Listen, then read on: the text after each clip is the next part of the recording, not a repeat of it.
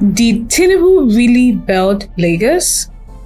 Let's separate politics from history. Welcome to CorperNews. Every election season, one phrase returns like Lagos traffic on a Monday morning. Tinubu built Lagos. But did he really build Lagos, or did he reform Lagos? Or did Lagos build itself long before him? Tonight we bring clarity without noise, without party colors, and with just a little Nigerian sarcasm when necessary. First, let's travel back, way back. Lagos did not begin in 1999. Long before modern politics, the land known as Eko was settled by the Awori Yoruba people around the 12th to 13th century. Over time, it grew into a thriving trade hub under indigenous leadership and later under the influence of the Benin Empire. So by 1700s, Lagos was already a major port city. Then came the British. In 1861, Lagos was annexed into the British Empire and transformed into a colonial commercial center.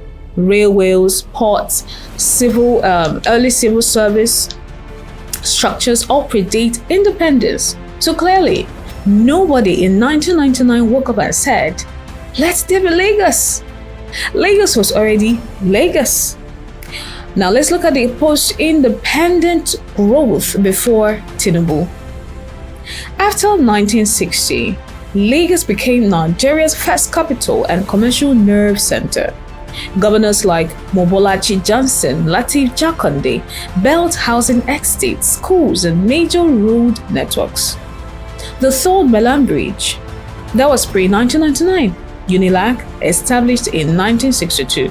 So by the 1990s, Lagos was already Nigeria's economic powerhouse, contributing a large share of national GDP. So again, Lagos was not a bush waiting for one man with a blueprint. Now, Tinubu's era, 1999 to 2007, to be fair, we must be very fair. When Bola Ahmed Tinubu became governor of Lagos State in 1999, Nigeria was just returning to democracy after years of military rule. Lagos had problems: poor revenue generation, weak institutions, chaotic urban management, federal-state funding disputes, and this is where Tinubu's major contribution comes in. Number one, revenue revolution. Internally generated revenue reportedly rose from about 600 million monthly in 1999 to roughly 8 billion naira monthly by 2007. That increase changed Lagos' financial independence. Lagos could now fund projects without constantly waiting for Abuja. That reform became the backbone future governors relied on. Number two, institutional foundations. During his tenure, LASMA was established for traffic management. LOMA was restructured for waste management. Tax collection systems were digitized. Planning frameworks like the Lekki Free Trade Zone began. The BRT transport system groundwork was laid, implemented more fully under successors. These were governance reforms, not magic ones. Now let's look at the third point: infrastructure. His administration constructed and rehabilitated hundreds of roads and expanded public institutions, including healthcare and judicial reforms. But here is the important part. Many of the mega projects people see today, expanded BRT systems, new bridges, modern highways, were executed largely under successors like Babatunde Fashola, Akinwumi Ambode, Babajide Sanwo-Olu. The belt on structures initiated earlier. So governance in Lagos has been cumulative. The other side of the debate, critics argue that state debt rose significantly by 2007. Tax calls on taxi structures like Alpha Beta were controversial. Urban poor evictions continued in parts of the city. Supporters say he created the modern Lagos governance template. He built institutions that outlived him. Well, both sides have points. But built Lagos? That depends on what you mean by built. So who benefited? Let's ask the hard question Nigerians like to whisper. Did Lagosians benefit or politicians? So here's the balanced truth. Revenue growth funded roads, schools, and hospitals, and that benefited residents.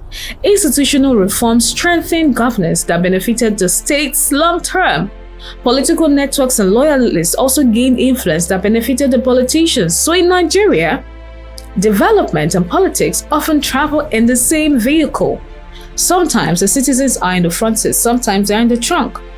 So what is the final clarity? Did Tinubu really build Lagos from scratch? No. Lagos existed for centuries before him, shaped by indigenous rulers, colonial powers, federal governments, migrants, traders, and private enterprise. So did Tinubu significantly reform Lagos' financial and institutional structure between 1999 and 2007? Absolutely, yes. Did those reforms create a platform that successors expanded?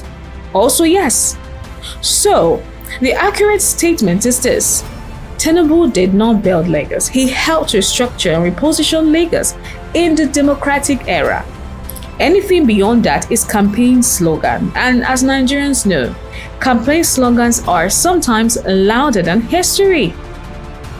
This is CorperNews, where we separate political poetry from historical facts. Don't forget to subscribe to this channel. I'm still your host, Favor Gina Oboniachukwu. Thank you so much for watching and good night.